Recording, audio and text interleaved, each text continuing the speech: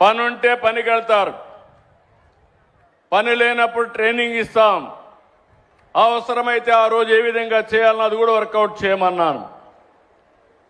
మీకు అందుకని అన్న క్యాంటీన్ పెట్టాను.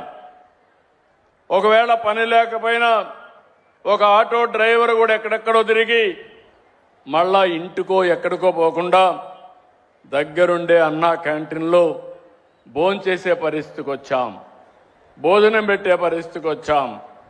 ఇంకో పక్క ఆటో డ్రైవర్కి కూడా 15,000 రూపాయలు సంవత్సరానికి డబ్బులు ఇస్తున్నాం. ఇవన్నీ ఎందుకు చేస్తున్నామంటే ఈ రాష్ట్రంలో ఏ ఒక్క వ్యక్తి, ఏ వృత్తిలో ఉండే వ్యక్తులు కూడా ఇబ్బంది పడకూడదు. నేను ఒకటే మీ అందరికీ విజ్ఞప్తి చేస్తున్నా, నా ఆలోచన ఒకటే. ఇప్పుడే కుమార్ రాజా గారు చెప్పారు, చాలా బాగా మాట్లాడాడు.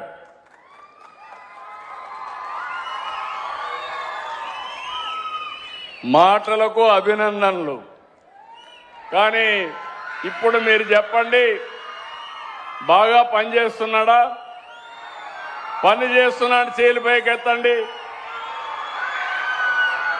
ఓకే, ఈరోజే ప్రారంభించాను మీటింగ్లో అడగడం, మా ఎమ్మెల్యే ఎట్లా పని చేస్తున్నాడని. మీరు చేయులు ఎత్తకపోతే ఎమ్మెల్యే కరెక్ట్ చేసుకోవాలి. ఎమ్మెల్యే కరెక్ట్ చేసుకోకపోతే మీ తరపున నేను ఉంటాను తప్ప ఎమ్మెల్యే తరపున నేను ఉండనని మరొకసారి మీ అందరికీ తెలియజేస్తున్నా. కుమార్ రాజా తెలుగుదేశం పార్టీ కుటుంబ సభ్యుడు. వాళ్ళ నాన్న మీకు అందరికీ ఐడియా ఉంది, వర్ల రామయ్య పార్టీ ఆఫీసులోనే ఉంటాడు. ఆయన్ని గౌరవించడానికి కుమార్ రాజాని ప్రమోట్ చేశాం. అయితే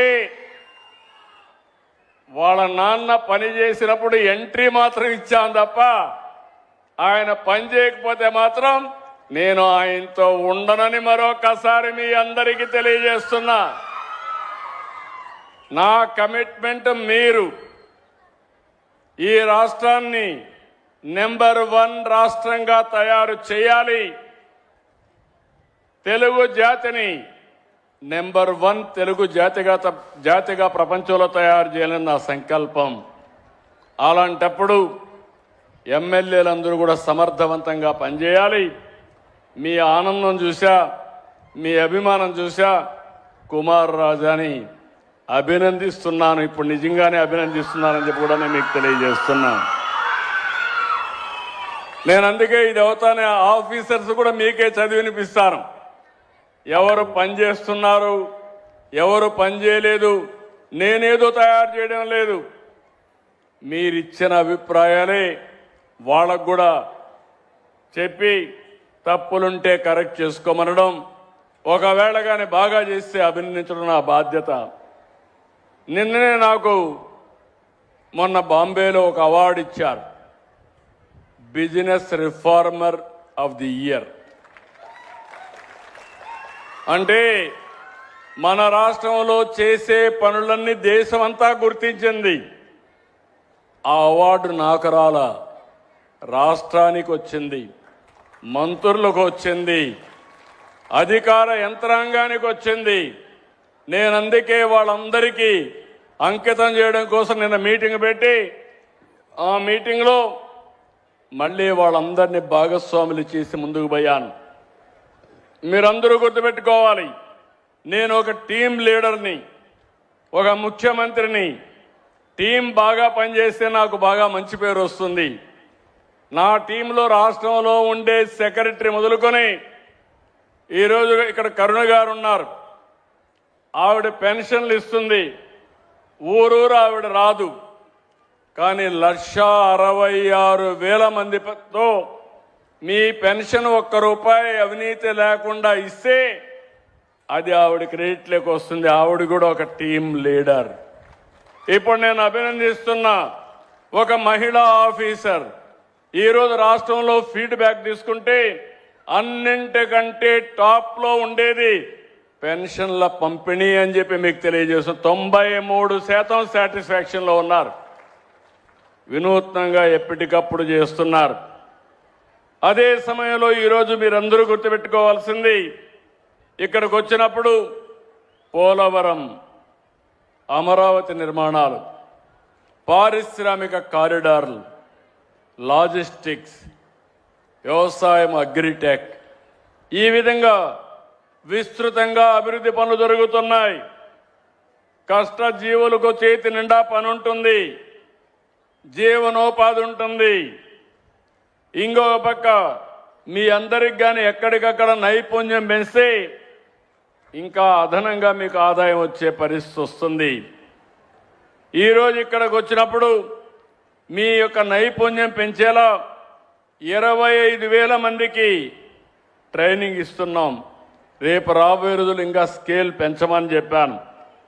వాళ్లకు డివిడెంట్ ఇవ్వడం, కుటుంబ సభ్యులకు కలిపి 80,000 మందికి శిక్షణ ఇస్తున్నారంటే 1 లక్షకి ఇస్తున్నారు. ఇంకో పక్క నేను ఇప్పుడే చెప్పాను, ఈ అడ్డాలని ఒక ఆదర్శంగా లేబర్ అడ్డాలని 15 చేయమన్నాను. 15 నగరాలు కానీ లేకపోతే ఒక 4-5 సిటీల్లో కానీ వాళ్ళు చేస్తారు.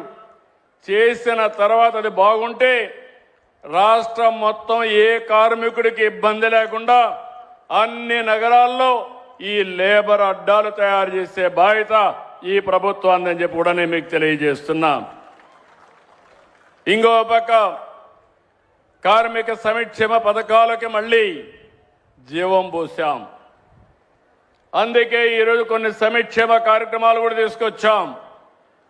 నిర్మాణ రంగంలో ఉన్న కార్మికుడు పెళ్లి చేసుకుంటే 20,000 రూపాయలు పెళ్లి ఖర్చుకి ఇస్తాం. నిర్మాణ రంగంలో ఉండే కార్మికుడు కుమార్తెకు కూడా ఇది వర్తిస్తుంది. ఆయన పెళ్లి చేసుకున్నా, ఆయన కూతురికి పెళ్లి చేసినా ఈ 20,000 వస్తుంది. ఒకవేళ ఆయనకు పిల్లలు పుడితే వాళ్ళకు కూడా 20,000 రూపాయలు ఆయన భార్యకు కానీ కూతురికి కానీ ఆర్థిక సహాయం చేస్తాం. ఎవరైనా నేచురల్గా చనిపోతే అలాంటి వారికి 60,000 రూపాయలు ఇస్తాం. ఫ్యూనరల్ ఖర్చు కోసం 20,000 ఇస్తామని చెప్పి కూడా నేను మీకు తెలియజేస్తున్నా. కార్మికులు ప్రవేశపెట్టిన మొత్తం 4 కార్మిక కోడ్స్ని అమలు చేసుకుంటూ ముందుకు పోతున్నాం.